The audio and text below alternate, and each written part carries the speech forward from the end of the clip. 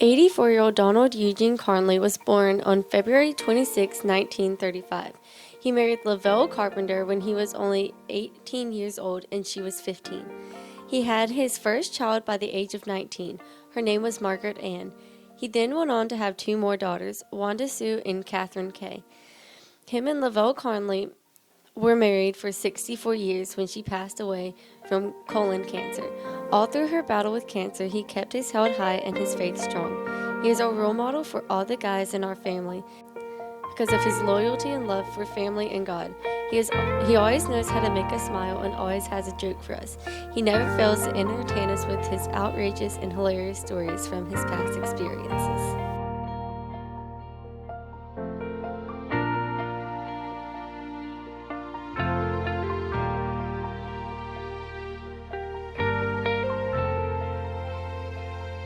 Wow, okay, so he was always really affectionate too. He liked to hug, and I'm a hugger, so that was pretty cool. And he, you never could leave the house without getting hugs. And he would follow you out to the back porch, Very little, maybe like 3 years of my life did we actually live in the same town, so it was seen on 3 or 4 times a year, something like that. So he would meet you out front and big hugs, and he was always real fun, made you laugh, always made you laugh. Always outside, you didn't just hang around indoors, he had to be outdoors and walk around. But he would always get on the floor with you and play, and he would go outside with you and play. He was just always wanted to be right there with all of his grandkids, and that was always kind of fun.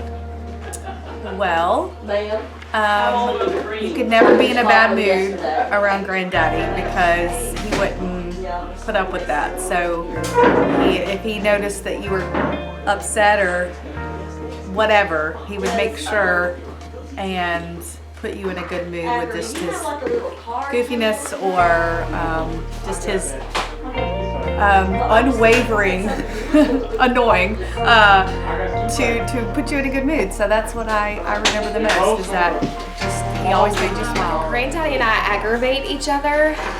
It's just our thing. Like when I was little, I would walk up the steps of the house and always say, "Don't you start aggravating me," when I was little. And so now it's really cool because he and Angeline do the same thing. So it's really kind of a fun thing that we've kept going.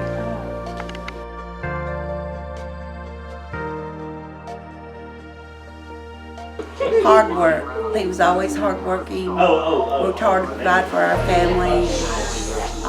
Whatever we needed, he'd try his hardest to find somebody to get it for us. So he was very hardworking, devoted family man. Well, actually, he taught me how to fix things. We never called a repairman when I was growing up. He fixed our car, he fixed anything in the house, electrical, plumbing. He even knew how to use the sewing machine, so he would fix our blue jeans.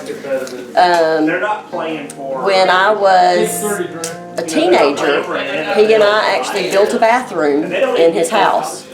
So I say now that he taught me everything I know about how to fix stuff, and there's not much I can't fix with a butter knife and some duct tape.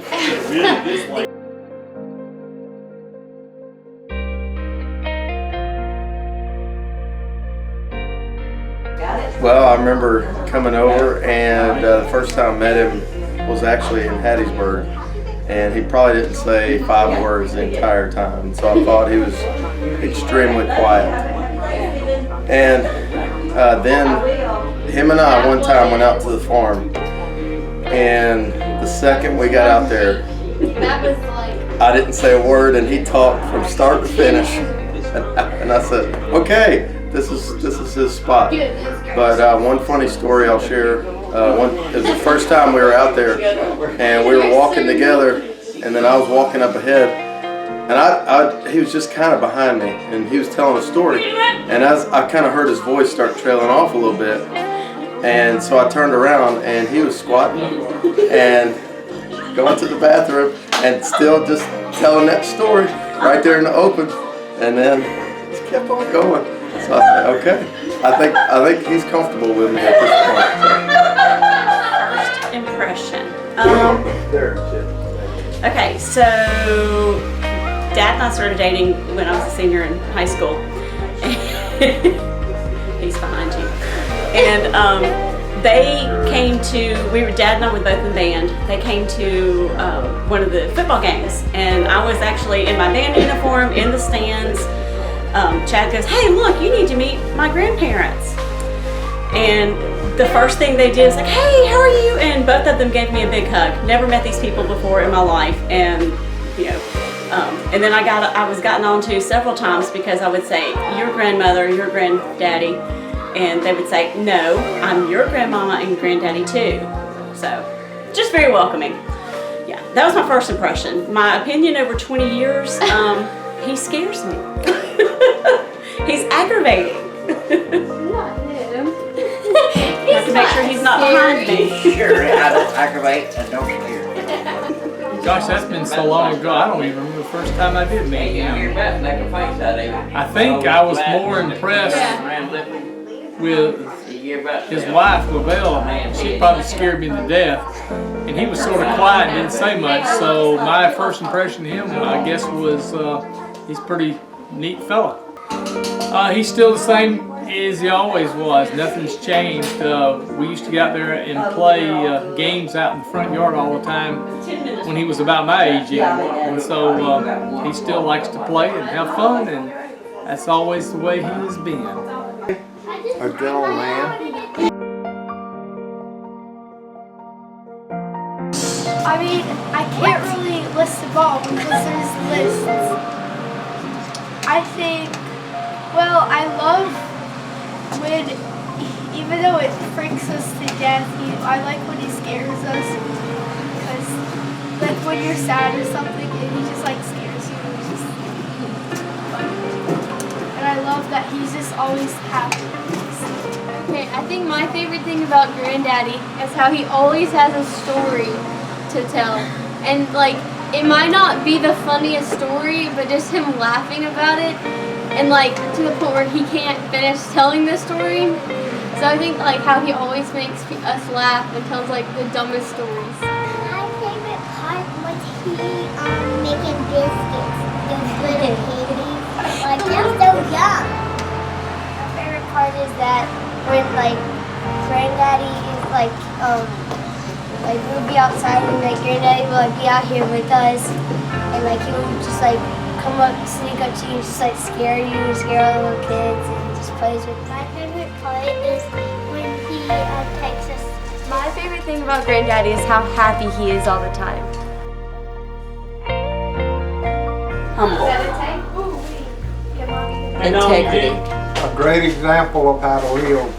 Sacrificial. Generous. Goofball.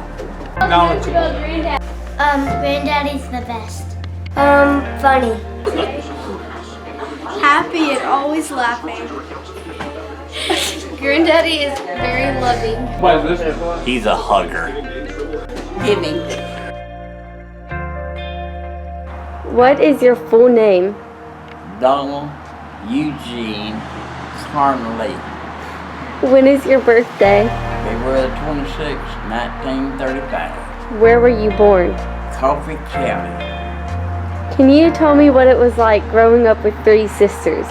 It was rough. I had to play baby doll. I had to play playhouse all the time. And I couldn't get off by myself because Mother wouldn't let me leave without them being there. So I had to hang around with two girls older than I was and had to play playhouse and baby doll. Can you tell me what your job was? My job, when I started to work, I went to work in a grocery store, stocking shelves, and I think I was making $7 a week. Then, I quit school in Christmas of the 6th grade, and never did go back to school no more.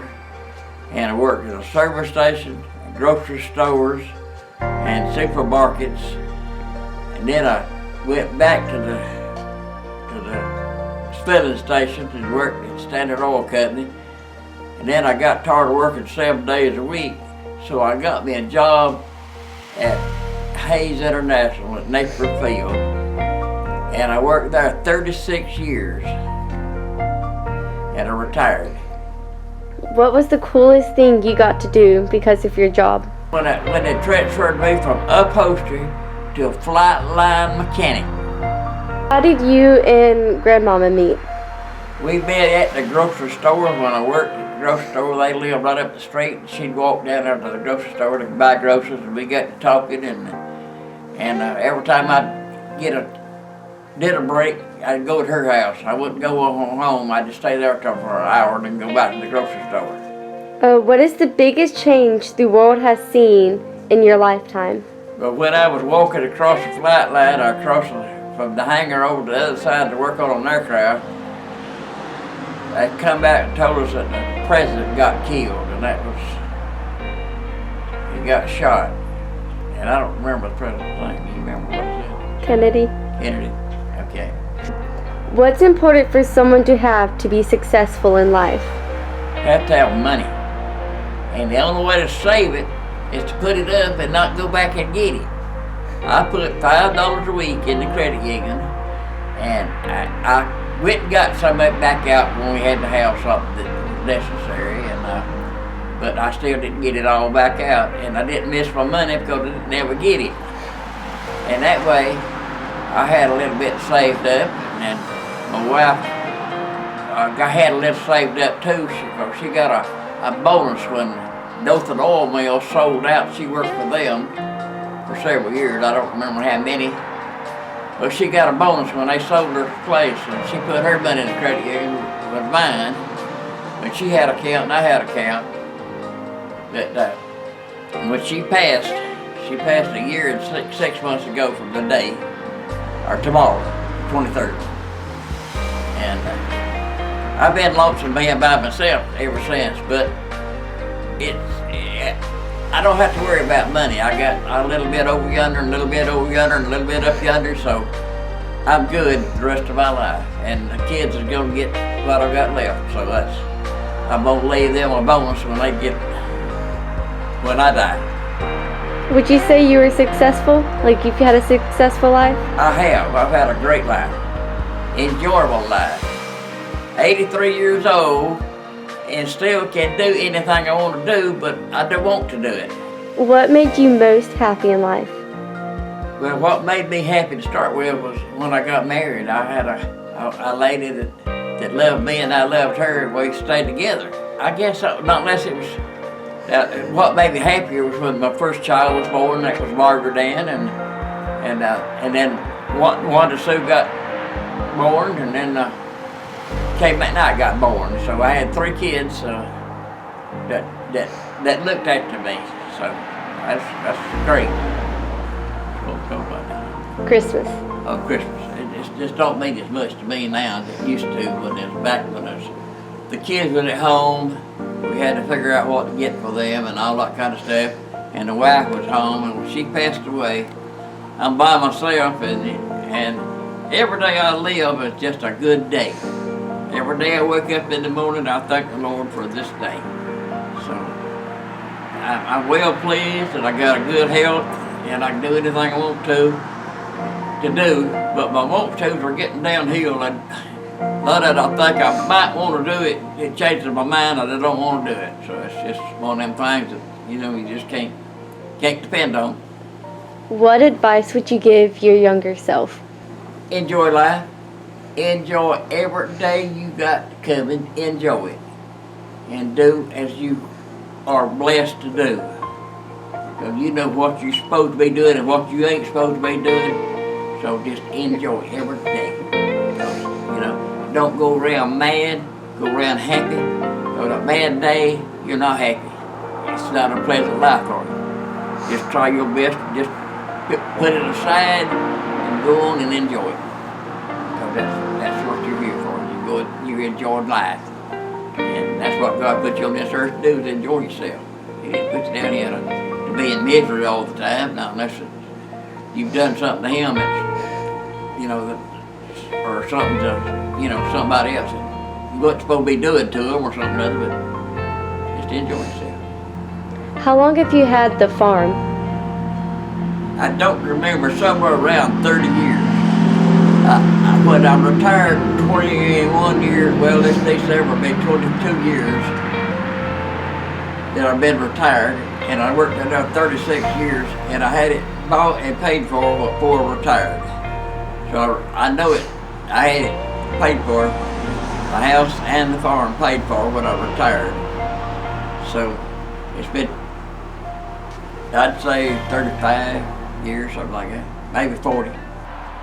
So we had the house paid for, and the farm paid for, and a cabin on the farm, and cows on the farm before we, of course, she passed away. So we've been lucky in our lifetime. We've had a good life, and I know there've been some days that I've been in misery and just don't know what to do, which way to go, but the Lord's gonna take care of us, so just do it. Try to enjoy it. I'm not a real good reader, so I don't read that much, but I listen to the preacher preach, and I listen to the sermons and he tells what he's represented it for and all that kind of stuff, so, and I believe in the Lord. But other than that, we just have to take every day that goes and be happy. And thank the Lord for every day you got. He wore starched white shirts, button at the neck, and he'd sit in the shade and watch the chickens peck. And his teeth were gone, but what the heck? I thought that he walked on water. Said he was a cowboy when he was young. He could handle a rope, and he was good with a gun. And my mama's daddy was his oldest son. And I thought that he walked on water. And if the story was told, only heaven knows. But his hat seemed to me like an old halo. And though his wings, they were never seen, I thought that he walked on water. He tied a cord to the end of a mop and said, son, here's a pony, keep her at a trot. And I'd ride in circles while he laughed a lot. Then I'd flop down beside him. And he was 90 years old in 63, and I loved him and he loved me. And Lord, I cried the day he died, 'cause I thought that he walked on water. And if the story was told, only heaven knows. But his hat seemed to me like an old halo. And though his wings, they were never seen, I thought that he walked on water. Yeah, I thought